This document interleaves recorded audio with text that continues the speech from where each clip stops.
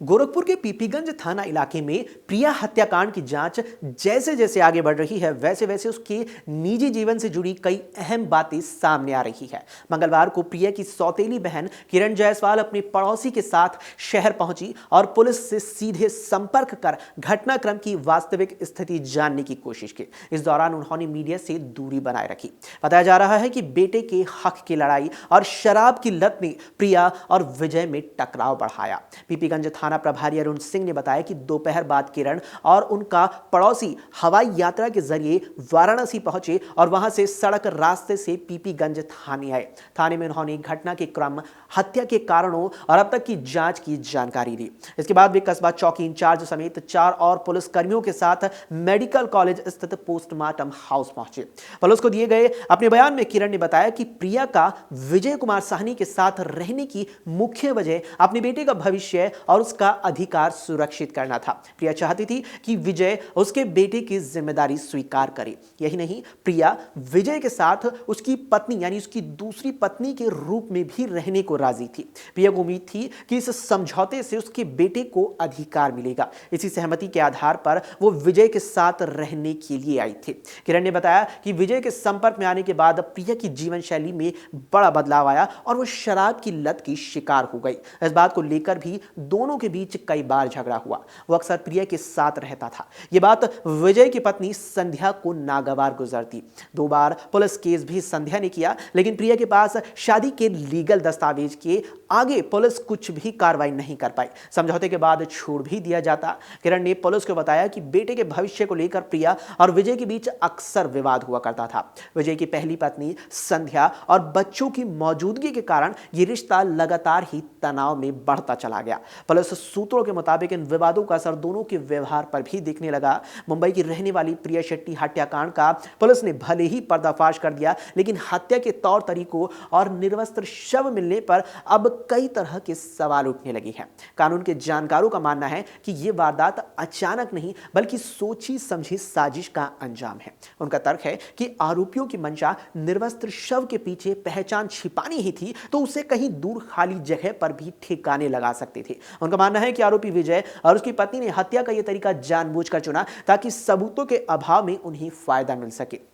वरिष्ठ अधिवक्ता पीके दुबे कहते हैं कि कानूनी कार्रवाई सबूतों पर निर्भर करती है। इस हत्याकांड में कोई प्रत्यक्षदर्शी नहीं है और न ही वारदात सीसीटीवी फुटेज में रिकॉर्ड हुई। एक स्कूटी पर 3 लोग गए और 2 लोग आते हुए दिखे। इससे यह साबित नहीं होता कि हत्यारोपी कौन है। इसका फायदा केस ट्रायल में आरोपियों को मिल सकता है। पूरे घटनाक्रम पर नजर दौड़ाएं तो पुलिस ने परिस्थिति जन्य मिले सबूतों के आधार पर पर्दाफाश किया। अब पुलिस को एक एक कड़ी को जोड़कर सबूत जुटाने ही होंगे।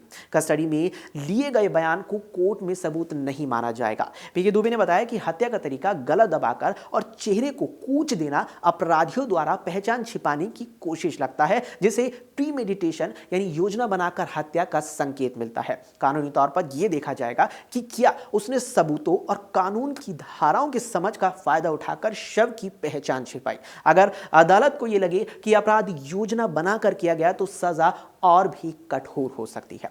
वीडियो कॉल में अंतिम दर्शन, गवाही और शुरुआती जांच में हुई देरी अभियोजन पक्ष को थोड़ी चुनौतीपूर्ण बना सकती है।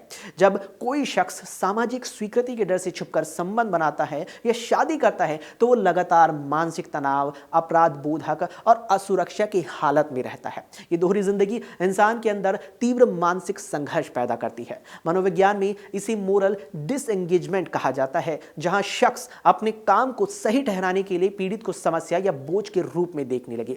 पति पत्नी की ओर से संयुक्त रूप से अपराध किए जाना साझा नैतिक औचित्य का एक बड़ा उदाहरण है।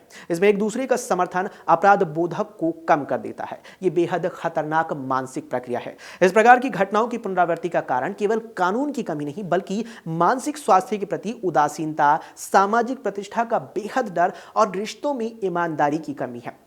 वहीं समाजशास्त्री प्रोफेसर सुभी दुसिया बताते हैं कि इस तरह की बढ़ती हुई घटनाओं के पीछे कई कारण जिम्मेदार हो सकते हैं। व्यक्तिवादी प्रवृत्तियों का हावी होना, समाज का दबाव और पितृ सत्तात्मक सामाजिक संरचना। आज जिस तरीके से समाज में खुलापन बढ़ रहा है, अवैध संबंध उसका उदाहरण है। लेकिन अवैध रिश्तों में इस तरह की हत्याओं के पीछे समाज का दबाव है, जिसका हम सार्वजनिक रूप से सामना नहीं कर पाते। व्यक्तिगत इच्छा और सामाजिक दबाव के बीच एक द्वंद्व है, जिसमें सामाजिक दबाव हमेशा से ज्यादा सफल रहा है। पत्नी की ओर से प्रेमिका की हत्या के पीछे पितृसत्तात्मक सामाजिक संरचना काम करती है, क्योंकि पत्नी पति के प्रेम से कहीं ज्यादा अपनी पारिस्थिति, आर्थिक आधार या परिवार खोना नहीं चाहती और पति के साथ मिलकर उसके अपराध में शामिल हो जाती है। इस मामले में देखें तो मुंबई के वडाला की रहने वाली 35 साल की प्रिया शेट्टी के हत्याकांड का गोरखपुर पुलिस ने सोमवार को पर्दाफाश कर दिया। पुलिस ने मामले में मुंबई के रहने वाले प्रेमी विजय, उसकी पत्नी संध्या और ससुर रामविलास को गिरफ्तार कर लिया। प्रिया शेट्टी की हत्या उसके लिव इन पार्टनर और उसकी पत्नी ने पीछा छुड़ाने के लिए की थी। शव की पहचान छिपाने के लिए चेहरा ईंट से कूच दिया गया। इसके बाद उसे निर्वस्त्र करके झाड़ियों में फेंक दिया गया। पुलिस जांच के मुताबिक सहजनवा थाना इलाके के मारड़पाली गांव का रहने वाला विजय मुंबई में प्राइवेट नौकरी किया करता था। वहां उसकी मुलाकात प्रिया से हुई। दोनों के बीच प्रेम संबंध बने। दोनों लिव इन में भी रहने लगे। प्रिया घर ले चलने का दबाव बनाने लगी, तब विजय उसे छोड़कर मुंबई से भाग आया था। यहां आने पर कुछ दिन तक बातचीत करता रहा। प्रेमी को पीछा छुड़ाता देख प्रिया उसकी तलाश करते हुए आखिरकार पीपीगंज पहुंच ही गई। यहां आने के बाद उसे पता चला कि विजय शादीशुदा है और उसके 2 बच्चे भी हैं। आरोप है कि घर में कलह बढ़ने पर विजय और उसकी पत्नी संध्या ने मिलकर प्रिया की हत्या की साजिश रची और फिर उसकी जान ले ली। आपके राज्य की खबरें, आपके शहर की खबरें सबसे पहले जानने के लिए देखते रहें अमर उजाला। चैनल को सब्सक्राइब जरूर कर लें और पाएं हर अपडेट।